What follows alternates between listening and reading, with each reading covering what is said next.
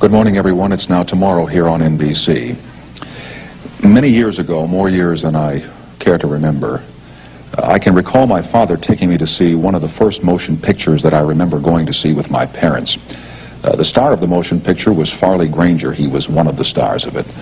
And it was called Strangers on a Train. It's a long time ago, over 20 years. And I couldn't believe at the time, and I can't believe now, that sitting across from me on the program this morning is the man who appeared on a train platform in that picture carrying what I recall to be a bass fiddle case. His name is Alfred Hitchcock. He is a legend in his own time. I suppose he would despise that title, but he has been called that. He is a motion picture director, a television personality. And he is going to be with us for the entire program this morning, and all of us are pleased and honored that you would take time to come down here and do this with us.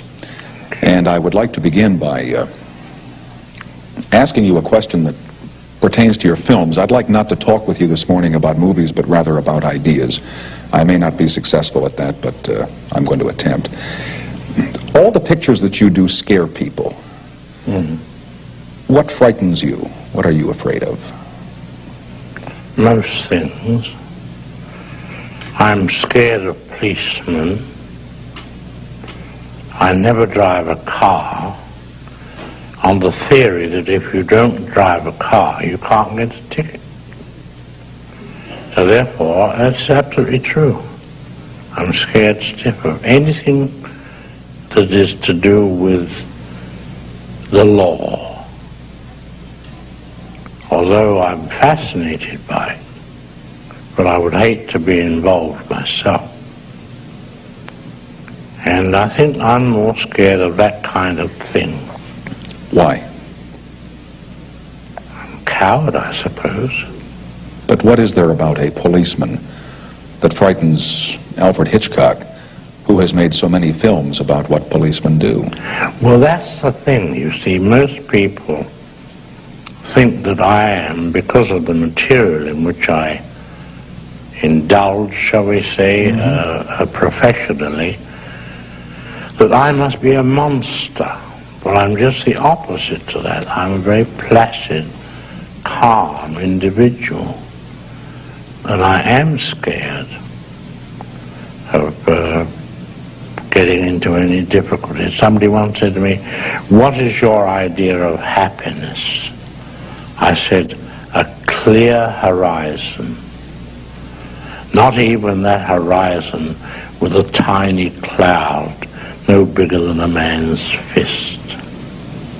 It has to be absolutely clear. Ingrid Bergman once said of me, she said, the trouble with Hitch is that he won't have a fight. Because I walked out on her when she was bickering about something on the set. And I just walked away, and when her head was turned, she looked back and I wasn't there. May I bring you back to the policeman for just a moment? Yeah. What could a policeman do to you that would frighten you? Well, he could charge me with some offense, like parking, and then I would get a ticket, and that would scare me. I'm like the man in that old legend. I think it's called, it was a man who was supposed to pay $2. It was an old music hall sketch. Well, apparently he quarreled with the policeman. It was the fine would have been $2. And then in doing so, he hit the policeman. And now he was assault. And then from that, he was moved to the jail, and there he got into trouble with another prisoner, and he attacked him, and there was a fight, and eventually this prisoner was killed. Now he was arrested for murder, tried, and was on his way to the electric chair. And somebody said, "Why didn't you pay the $2? And the policeman is probably the only man who can come to you in the street and for no reason at all say, "Won't you come with me?" And you really don't have much choice, do you? Well, my stomach would turn over. A joke was played upon me, and I'm not kidding, it did scare me. What was the couple, Jinx Falkenberg, and what was the name of her husband? Tex. Tex McCrary. That's right. I did an interview with them, many years ago in New York, and I sat in the little studio, and there was an empty chair opposite me, and suddenly a policeman came in and sat in the chair and scared the hell out of me. He said, "May I see your license?" I said, "I don't have one." And he did it as a gag, but it worked. Well, you'd best behave tonight or we're going to call the cops. We will continue with Alfred Hitchcock after this announcement.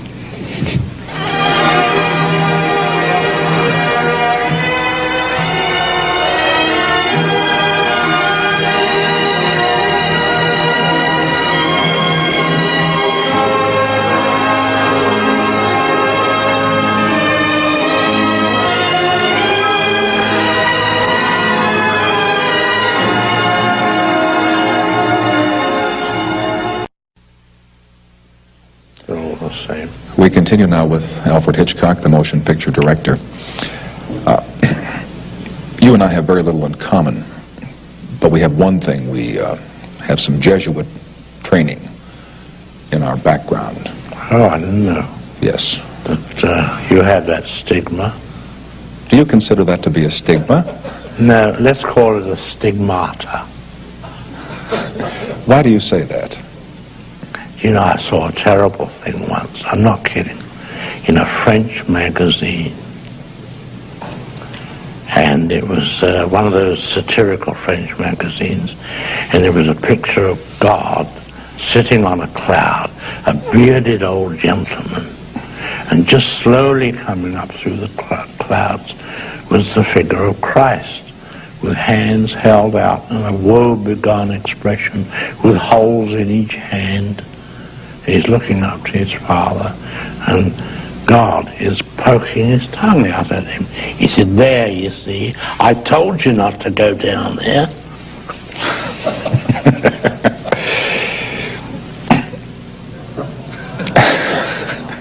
That's what he said. The only reason I brought up the thing about the Jesuits is I've never heard you, I've watched you on some of the other programs, I've never heard you talk about religion, what part it's played in your life, what part it's played in your producing or directing of motion pictures. Has it played any?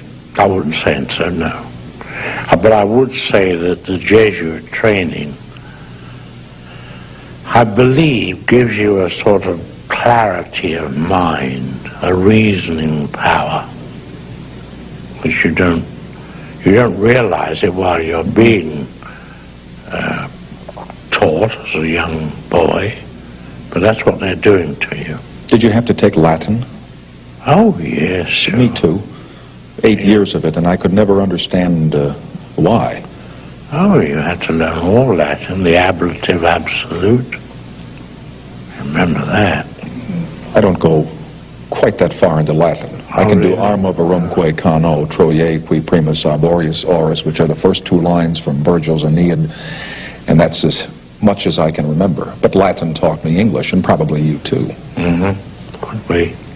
Well, enough of the Jesuits. As John J. Schmitz, a candidate for the presidency, said in 1972, there is nothing wrong with the Jesuits that a good inquisition would not cure. That's what he said. Come rack, come rope. That's what they used to say in the days of the Inquisition. In the making of motion pictures, a director is often portrayed as a violent man who screams and yells at actors and says, "Ready on stage," and waves his arms around a lot. Mm-hmm. By your own admission, you are a placid man. Are you this placid when you're at work? Well, first of all, I'll tell you an interesting thing. I've only been on another set once in my whole career. And that was when I first came to Hollywood to sign up with Selznick, and I was given a lunch at Paramount Studios and shown around the studios. But I've never been on another set. I've never seen another director at work. Just saw this one director. I was astonished to find he was addressing everyone through a public address system. Now, I've heard about directors and how they behave in the manner in which you describe, you see. And the only thing I could say about it was, well, it seems to me, all the drama is on the set and none on the screen. They leave it right there. Yes. Now, it's been said of me that they don't know when I'm directing. Well, I don't direct, you see, because I discuss it with the actor or actress in their dressing room. What makes you angry? Not so much about your work, but about life, things that people do to each other. Stupidity Really? makes me angry. And, you know, certain things in one's work which you get... I hate to see a scene where they're pouring wine out of the wrong bottle. All those details. It's the details that bother me. How about life? You live in the world, you read the papers, I'm certain, and you listen to the television news programs. You're in your 70s now. What do you think about the world around you? What's going on? Well, it's in a great difficulty because of communication. See, communication is the reason why people get disturbed. Years and years ago, there wasn't any television, there wasn't any radio, and there were just newspapers, and they were very dull-looking newspapers. They weren't... I had a friend, an editor of the London Daily Express, who invented the new front-page layouts with headlines all over it, you know. And pictures and things. Pictures and... but the main thing was to give a big headline to every piece, you know. Mm-hmm. And... but in those days, years ago, if you look at a paper, say, like the Kansas City Star, it has a little headline at the top and a long column of print. There wasn't the communication, you see, but today people have it thrown at them from all sides. Do you not like that? Do you think the world would be better if there were not this instant catharsis? Well, because you've got the situation of people copying what they see. You know, we hear of the influence of crime being copied, you know. Now, although I deal in the same thing myself, I only regret one thing that I ever did in a film that was copied, and that was Foreign Correspondent, a picture I made at the Goldwyn Studios here. I don't know whether you ever saw it. No, I did not. Joel McRae. It was called, very elaborate film, very big film. And in it I had a big scene laid in Amsterdam with a politician, an important politician on the top step. And the whole thing was massive umbrellas, trolley cars, the center of the city. And a cameraman came along and said to the politician, "Your picture, please." You know, they had bigger cameras in those days. And he had a gun in the right hand. And he took the picture and shot the gun and assassinated this politician. And I heard it was done in Tehran 2 years later. And that you regretted? Yes, I think that was, okay. You know. One of those things. One of those things. I wonder why it is, and I've said this before. People always copy the bad things that they see in media, whether it's on this tube or on the same as news. After all, bad news is news. Good news is not interesting. You'll find that in all newspapers. Only bad news you know, all about bad men. Is interesting, but it also becomes more appealing. I have to do this. Yes, I know. Well, appealing because it's like audiences, say, watching one of my pictures and they get scared and so forth. But they feel comfortable because it's there for the grace of God. Go I. But what I meant to say was, when people see something in media that is violent or that is criminal, it has been said that there are certain minds that will go out and copy that. What I have difficulty comprehending is, if media shows something good, why don't as many people go out and emulate that? Because that doesn't give them any satisfaction.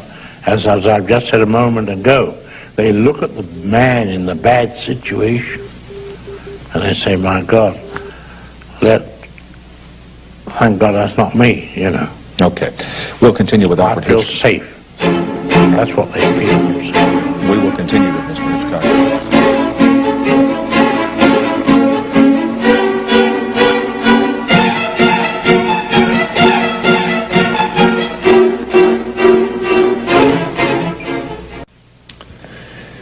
The image that you have contrived, and I'm certain you've done this carefully over the years, is one of dourness, of seriousness, of conveying an impression of mystery. Does Alfred Hitchcock ever tell jokes, or do you have a little sense of humor where you would... I would say more that way than that's the whole thing I was saying to you earlier, that people think that one is a monster and they relate me to my material that I put on the screen. Well, and you're a rather imposing gentleman. I mean, you are... Oh, I wouldn't look at it that way. I mean, because... Well, you look pretty imposing to me, so... No, I used to, and strangely enough, I don't know whether it's people have become more unsophisticated, but I used to indulge very much in practical jokes of a very high order. I used to have great pleasure from them. I remember once at Chasen's, when Dave Chasen at the restaurant, his restaurant had a garden at the back. I gave a birthday party for my wife. And just to liven it up, I engaged from Central Casting an aristocratic old lady. Had her dressed by the studio, hair beautifully done, and sat her at the end of the table. And then disowned her. Guest arrived after this, said, who's the old lady? I said, I don't know, I'm trying to find out. The only person in the secret was my wife and Dave Jason. And every person arrived and said, and they looked around and said, out there. I said, yes. Said, who's the old lady? I said, I don't know. I went to find out from Dave Jason. When he comes, I'll send him over. So Jason came back and came out eventually, and I said, Dave, it's this old lady sitting at the back, at the end of the table there, back of the garden. I'll go and see. So he went and he bent over her, said apparently a few words, and came back and he said, she says she's with Mr. Hitchcock's party. I said, it's nonsense. I've never seen a woman before in my life. And I hadn't. So she sat there the whole evening and got stiff in the bargain and bewildered everyone. She didn't... Well, it's that sort of joke that amuses me. I once gave a dinner in London, and I had 2 or 3 important guests. I had Gertrude Lawrence, Sir Gerald du Maurier, that's the father of Daphne du Maurier, who was the leading actor on the London stage at the time, 2 or 3 other people, and all the dinner was blue. Everything you ate was blue. You mean the food? The food. But celery, carrots, all that stuff? Everything. The soup was blue. The trout was blue. Chicken was blue. Really. And we told Gerald du Maurier that it was going to be fancy dress. So he came as a Scotsman. And nobody else was, you know. And we got him in some different clothes later. Well, those sort of jokes I used to enjoy. You know, talking about bringing someone in and telling them it's got to be fancy dress, and then it's just the opposite. It reminds me of the man invited to a nudist party. He arrived, and the woman, he showed him into a room, all piled up with the people's clothes, and said, well, sit down dressed, and was completely nude, and entered the living room, and everybody was dressed. Is that a horrible joke? I wouldn't perpetrate that one on anyone. You don't do that sort of thing. No, not that way. I want you to introduce America, for those people who haven't heard it yet, to something that we talked about on one occasion some time ago, rhyming slang. Rhyming slang. Remember when you asked me if I knew how the raspberry got its name? Well, yes. Well, that's a vulgar one, so we won't go into that. Well, rhyming slang really goes back to almost nearly to Elizabethan days. It goes back very, very early. It's a jargon used by traders so they can communicate with each other without the customer understanding. Now, for example, to give you some rhyming slang, stairs. One of the most famous is stairs. You don't say stairs, you say apples and pears. You do? Yes, apples and pears. And then with the usage, the rhyme gets lost. Going up to bed, Uncle Ned. The wife is called the trouble and strife. Sister is skin and blister. So that going up the apples and pears... Going up the apples, you say. Oh, you do the whole thing? No, usage is such that the rhyme gets left off. But if I said going up the apples and pears to see my skin and blister would be going up the stairs to see my sister. And what merchants would use this so that customers would not know what they were talking about? Yeah, that was the origin of it way back. And there are many examples, you know. I suppose, that's the nose. Mince pies are the eyes. North and south, the mouth. And German bands. I had an actress once say to me in London, she said, half a cock while I lemon my Germans, would you? I beg your pardon? She said, half a cock while I lemon my Germans. She wanted to go to the toilet, which in polite English is, I'm going to wash my hands. Half a cock linnet, that's minute, while I lemon squash, which is wash, my hands, which are German bands. In those days, in Victorian times, I had these little German bands on street corners, you know, with the man with the hat. Is this used anymore in England? Oh, all the time, yes. You're kidding me? Yes. I remember walking on the set one day and the chief electrician said to me, "Hi, Governor, nice pair of almonds you've got on." Nice pair of which? Almonds. Well, there's a sweetmeat in England called Almond Rock. It's just a lot of almonds in candy, you know, all stuck together. But Almond Rock is for socks. He would say to me, nice pair of socks you've got on. Nice pair of almond boots, rocks. Daisy roots, you know.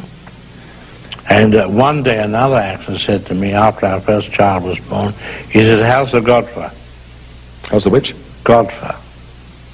So I didn't know what he said, so I said, yes, all right. So later on I said to someone, what does he mean, how's the God? Well, he's saying, how is your child? How is the God forbid? Which is rhyming slang for kid. How's your kid? But he only said Godfer. He didn't even say God forbid. Oh, they lose the rhyme. Everybody understands it so well. You know, they know it so well, they don't have to. Oh, it would be kind of amateurish. It's corny just to use the whole rhyme. Well, then we can let the whole country spend all night wondering how the raspberries really got its name. Now, we will not tell, because it would be corny to give the rhyme, wouldn't it? No, raspberry is raspberry tart, that's all. Yes, sir. The tomorrow program will continue after this announcement with our guest this time, Mr. Alfred Hitchcock, and you just think about that for a while and it will all become clear.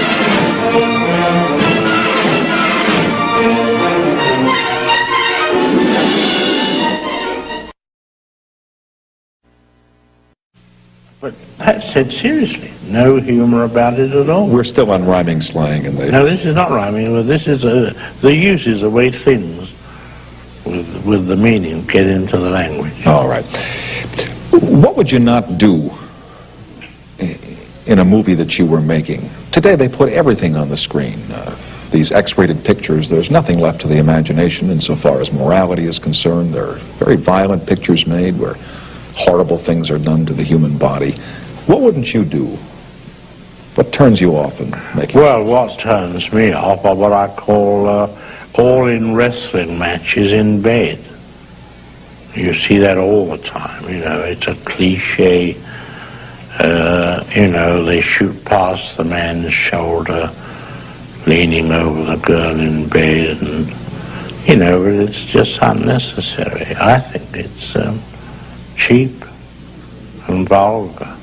But you're not against the use of nudity in motion pictures. You use some frenzy. No, I used it in the last picture, but in very sparingly. The picture I made, Frenzy, I had to show nudity a couple of times, but it was very important to the scene to show these couple of cuts anyway. But normally, just showing it just for the sake of showing it, I think is bad taste and unnecessary. And that you would not do in a picture. Anything else? Is there anything violent that you wouldn't put in a picture? Well, you see, I've never made movies about professional criminals or cops. If you'll notice, if you look back over the films that I've made, generally speaking, they're about ordinary people in bizarre situations. That's the whole essence. The movie I made, like North by Northwest, Cary Grant, it's an ordinary businessman, gets mistaken for a spy. And of course he goes through the most bizarre experiences. Well, it enables the audience to identify themselves much more closely with the individual. They can't identify themselves with a cop. They look at it objectively. They can't identify themselves necessarily with a criminal unless there's an intense interest, such as there was in the mafia, in the Godfather. That's a different thing. That's, a thing they look at objectively. But I've always gone for average man, the ordinary individual, going through extraordinary experience. Is that the basic theme that you look for if you're looking for a story to film? Whether I want to or not, I seem to gravitate toward that.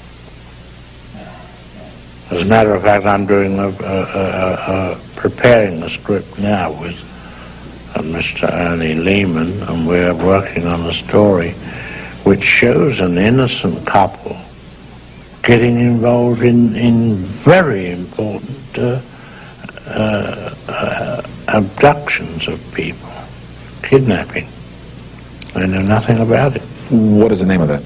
I don't have a title. But these are ordinary people who get caught up in something. Yeah, get caught up in a very serious... When you're doing this, I don't mean to interrupt you, but when you're doing this, like putting together a scene, the one that everybody likes to talk about is the shower scene in Psycho, or that one especially. Can you feel what you think the audience is going to feel when they're watching that, when you're putting it together? I hope so. Except that a scene like that took me 7 days to shoot. Because although it was only on the screen for 45 seconds, there were 78 separate pieces of film joined together to get that stabbing and that effect. One hopes they will. You can't predict. But I've been, around long enough to know what audiences, may I say something vulgar, to make the audience feel, there's not a dry seat in the house. I mean, that's the aim. If you don't know how to do that, nobody knows how to do that. Well, it takes a lot of design. knowing audiences, knowing what they feel, and it's like suspense. Suspense comes out of giving an audience information. You see so many films, they call them mystery films. I never make mystery films because... No, we know. Because if the audience don't know, how can they emote? It's like a whodunit. I never make whodunits because you've got to turn the last page before you find out anything. So a whodunit, from an audience point of view, is an intellectual exercise, like a crossword puzzle or an anagram. You're wondering which of the 5 people... So there's no emotion, it's just calculation. But suspense is very different. You tell the audience that there's a bomb under that chair and will go off in 5 minutes. And make them wait. That's right. We have a little bomb that's going to go off here from the sponsors or the commercial, yeah. And then we'll make it a profitable bomb. No, not at this time of the morning, sir. We'll continue after these public service messages. In the last segment, you said you were in preparation of a picture now, and again, how long will you keep making movies? There are fellows who retire from your craft at 45 and 50 years old, figuring that they've made all the pictures they want to make or they've said all they want to say. But you're still going. I still will go on. I have no reason to stop. Got many more pictures to make. But talking of stories one would like to make, we were talking about that earlier, while the commercial was amusing our audience. The story well, you left them without dry seats, so they had to do something to take care of that. One of the stories I wanted to do for our television show was a famous story by Lord Dunsany, an English poet. It's a classic story. A man and his wife moved into a village, I think it was late in England, moved into the village, and they rented a house and a garden. And the man asked the landlord if he could cut down 12 larch trees which were surrounding the house. And he got permission to do that. Well, they lived there for, I think about a year or 2, or maybe not quite as long as that. And the wife was missing. And people asking where was his wife, and he said, well, she's gone away or something, pretext. But gossip, as it does in all villages, increased to a point where he wasn't really believed. He wasn't given satisfactory answers as to whereabouts of his wife. So the police moved in, and they began to ask him questions. Well, eventually, the search for the wife got so intense that the police practically accused him of murdering her. But they had no evidence, no body. They were digging up his garden in search of this woman, and finally gave it all up. And the case was closed. But it so happened a university professor took an interest in the case, and he visited this village and made some inquiries around. And finally, in the local inn, he found a traveling salesman who traveled selling like ketchup, relish, that you have with meat, like A1, whatever the names of these things are. And the traveling salesman said, a peculiar thing happened the other day. I was visiting the general store, and the lady who runs it told me that something struck her as being rather peculiar. So the professor said, what was that? Well, she said that this man, who was accused of disposing of his wife, came and bought 2 bottles of this within the space of a week. And she said, that's totally unusual, because one bottle usually lasts a person 2 or 3 weeks. So the professor said, now I know the end of the story. That's all the story is. You're going to leave. Wait a minute. Listen. Somebody said, why did he want to cut down the 12 larch trees? I said, that was to give himself an appetite.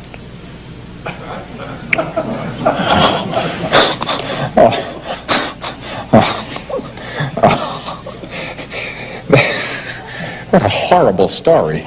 I told you it was a horrible Boy, you did one on television I remember watching where they came to the club to have dinner, and it was lamb armistrand. Yes, that's right, yes. And Robert Morley. Exactly, yes. And the lady, you tell that story in case somebody has not seen that. That's a... Well, it was a famous club, and the whole idea of the story was that it was sort of a suicide club. When are we going to have lamb aristan? And it turned out to be human flesh, you know. So, let me tell you one more interesting story. I think we have time. I'll tell it quickly. A man was riding across the Australian desert in his car, South Australia, loaded up, and the back axle goes. He sees in the distance an oasis, and there he trudges and finds it beautifully kept, rings the bell, man answers the door, explains his predicament, said, will you come in, sir? And the man, the owner of the house comes in, and he explains his problem. He said, well, the owner of the house, a very dapper, well-dressed man, sort of like Clifton Webb used to be years ago. And he said, well, the only thing is the nearest place is 100 miles back from where you've come. He said, if you care to stay here for a night or two, I'll have my man take your car back there and get it repaired. He said, well, that's a wonderful idea. Thank you very much. So everything was arranged. He goes up to the room, changes, comes down for a cocktail, and is introduced to the man's wife and daughter. He's struck by these two attractive women. In fact, the wife attracts him very much because they could almost be sisters, mother and daughter. And after dinner, and everything very polite, goes to bed, and at midnight there's a tap on the door. He switches the bedside lamp, and the door half opens, and the voice of a woman says, please, no lights, no lights. He says, all right, turns the light off. Door clicks, and she comes over to the bed. He said, you know, we live a very lonely life here, as you can see. And gradually, a conversation, as she begins to caress him, his hand first, and finally, of course, the inevitable. About 4 a.m., she says, I've got to go, it's getting light. He said, but tell me, which are you, mother or daughter? I've got to know. She said, I don't want you to know. Let it be that way. Goodbye. She goes off. Well, that morning, coffee and breakfast by the pool. He looks from mother to daughter, gets no sign at all. And he's absolutely baffled. He said, I didn't sleep well last night. No, probably a strange bed and so forth. Second night, same thing happens again. He said, I tried all day to get some sign from you. Nothing. She said, I'm not going to give you any sign. No. Same thing in bed, 4 a.m., she goes. They had a wonderful night together. Following day, same thing again. Third night, he said, you know, my car's repaired, I'm leaving tomorrow. Why don't you come to Melbourne? Meet me there. So she said, no. Let this be our last night. He feels the tears and embrace and so forth. And she goes. Well, in the morning, car's ready and so forth. He looks at mother and looks at daughter, shakes each one by the hand and presses it hard. No response. And the owner of the house escorts him to his car. He said, you know, I dare say you wondered why we live in such a remote place just as this. He said, well, the man said, if you wouldn't think me impertinent, I did wonder. He said, well, you see, we have another daughter that you've never met. And she's the reason why we live here, because, you see, she's a leper. We will continue after this announcement. Wow.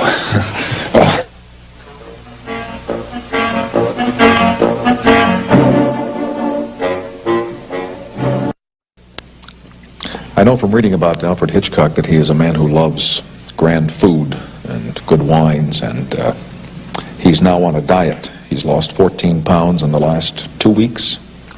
I would say, yes, 14 in the last 10 days. I would say that in my lifetime, I must have lost altogether 500 pounds. Truly. You ever wonder where it goes? I lost 100 pounds when I was making a movie with Tallulah Bankhead, Lifeboat, 1943. I lost 100 pounds. What is the reason for this newest diet? I'd reached a plateau, and it was a decision one has to make. I got too heavy. I was having great difficulty in getting up and down the apples. Yes. And pears. How do you lose 14 pounds in 10 days? There have been all kinds of diets. You have you keep to 750 calories a day. No bread, no butter, nothing in the way of desserts. Just meat, string beans. That's it. Yeah. Do you drink a lot of water like some people do? No, I don't believe in water because that's the very thing they're trying to get rid of. Exactly, but they say if you drink 8 or 10 glasses of it a day, it will. No, get rid of it. I don't believe in that. I think in the dieting you should keep yourself dry. It's a terrible time to go on a diet with the holiday season coming on, all those Christmas goodies. No, you have to turn not your back on it, you have to turn your front on it. Yes.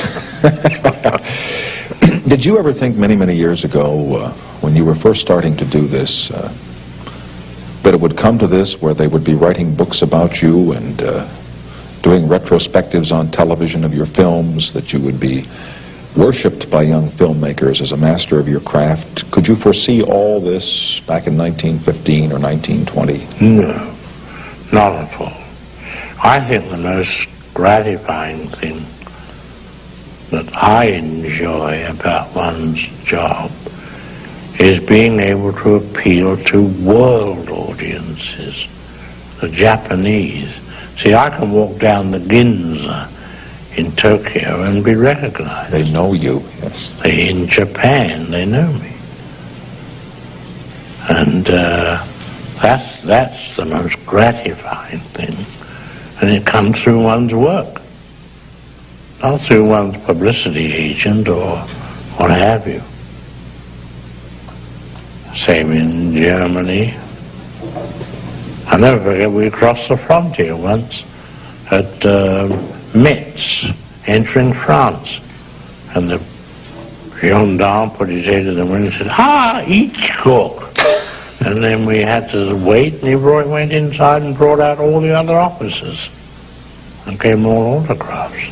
Now listen, I'm not an actor or anything like that.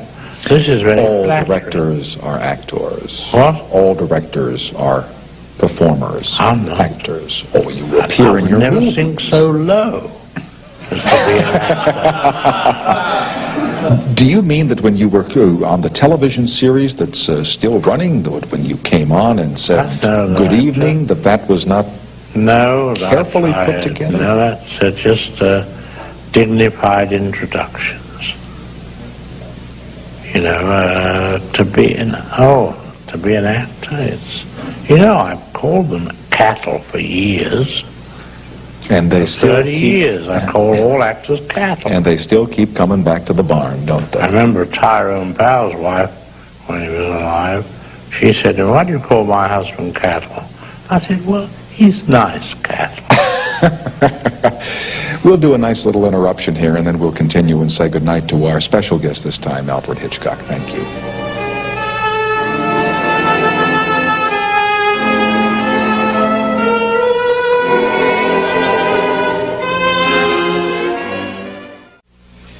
This whole hour has gone by faster than any of us had hoped, and all of us on the program are indebted to Alfred Hitchcock for coming here this time and sharing with us some stories not only about films but about how he feels and what he is afraid of. I trust you have some word of reassurance. Just that